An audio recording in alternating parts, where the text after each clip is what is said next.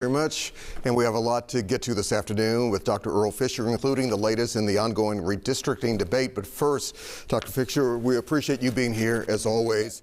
Your thoughts on the passing of Brandon Clark?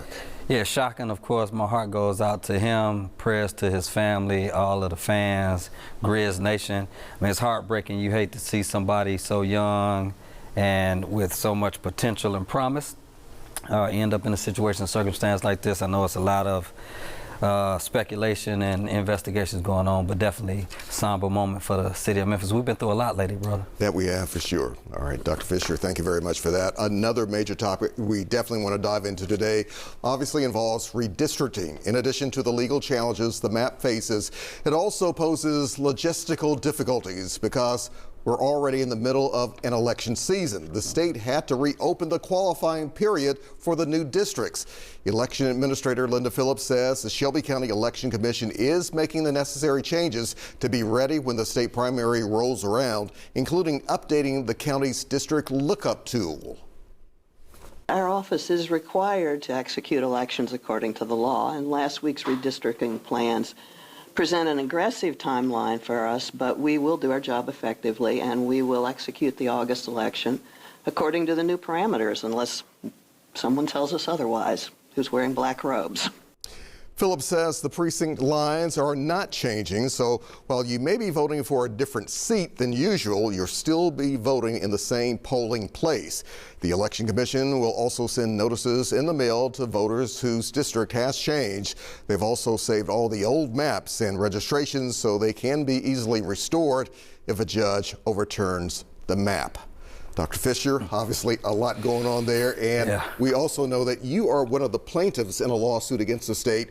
Why did you personally want to be involved in this? Well, you know, I can't share too much because, of course, it's in litigation. Sure. But as somebody who has been involved in trying to get citizens in Memphis and Shelby County and in District 9 specifically informed and engaged and empowered, it's a complicated situation. And I heard Linda Phillips say that it is an aggressive timeline, but I think had the situation been on the other foot and it had been beneficial to a different group of people, she might have called it an impossible timeline. And that's what we've seen actually from the state several years ago. They said that March was too late to change some of the situations in the electoral process because of the confusion and the chaos it might cause. So if that was true in March of 2024, I don't see how it wouldn't be true in May of 2026. Dr. Fisher, if you would, put in perspective for us the dismantling of District 9, Congressional District 9.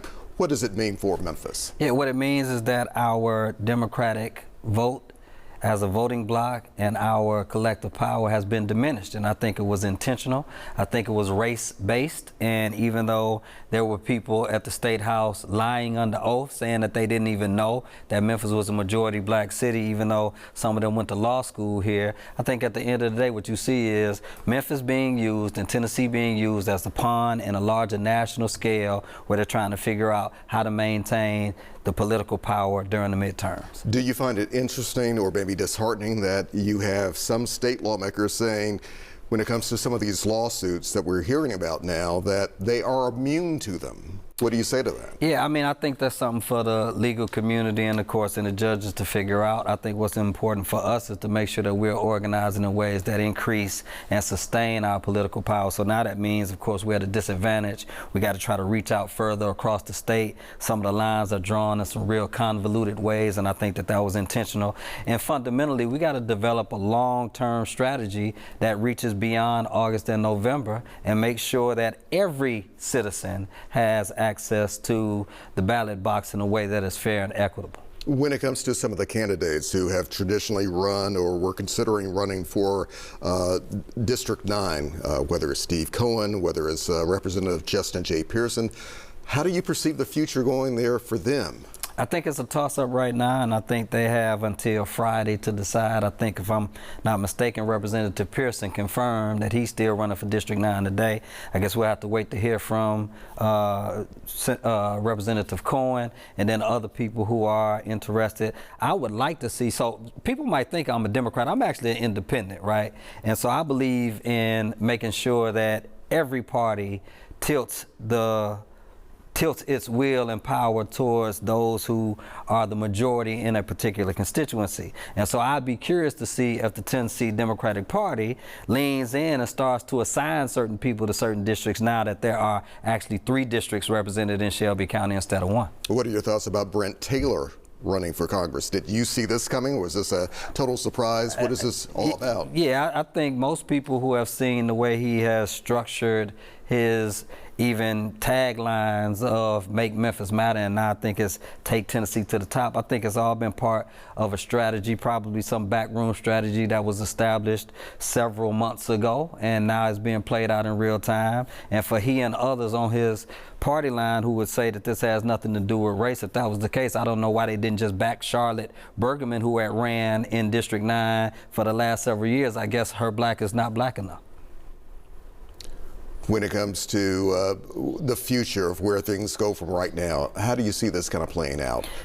I think what has to happen is there has to be a comprehensive and concerted effort to register and educate as many voters as possible. I think people are under the false perception that Tennessee is a beat red state, and that's not true. About 33% of the voters identify as Republican, 18% identify as Democratic, but 48% identify like me as independent. But so there's a lot of room. Doctor, what gives you optimism about that? Because you and I have talked about this many times. When it comes to people going to the polls, the electorate, folks just don't vote. Yeah, but I think that the possibility is there. Even as a pragmatist, I'm not going to be a skeptic in this, and I think that election cycles have a rotation, and historically black folks have rose to the challenge and conquered the odds. So if you think about it, I think there were like 1.2 million people who were registered to vote in the state of Tennessee that didn't vote in the last election. There's about 800, almost 900,000 people who are eligible for registration that haven't been registered. So there's a whole lot of room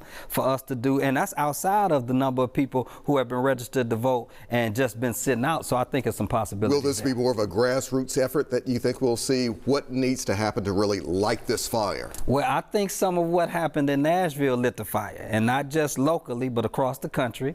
And I think there's a larger wave where this is happening. And I think fundamentally there has to be a comprehensive strategy, all hands on deck. There's going to be some legal challenges, as you mentioned earlier. There's going to be some faith communities that need to be organized in their people in their constituencies. There's going to be some grassroots organizations. There's going to be some politicos and some pundits, you know, and some commentators and journalists who need to keep this before the people so that we know exactly what's going on. This has been a very interesting time, has it not been?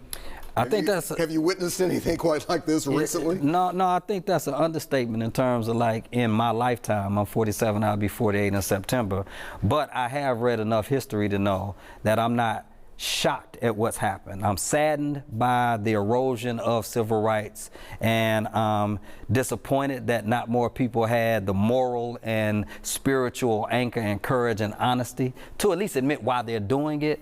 But I'm not shocked at it because I read history, and that means I also know fundamentally we're going to win. It might be sooner or later, but it's going to turn in our favor. Dr. Earl Fisher, always glad to have you here on 3 at 3. We will continue this conversation. I was glad to be here, brother. Thank you. Thank you very much.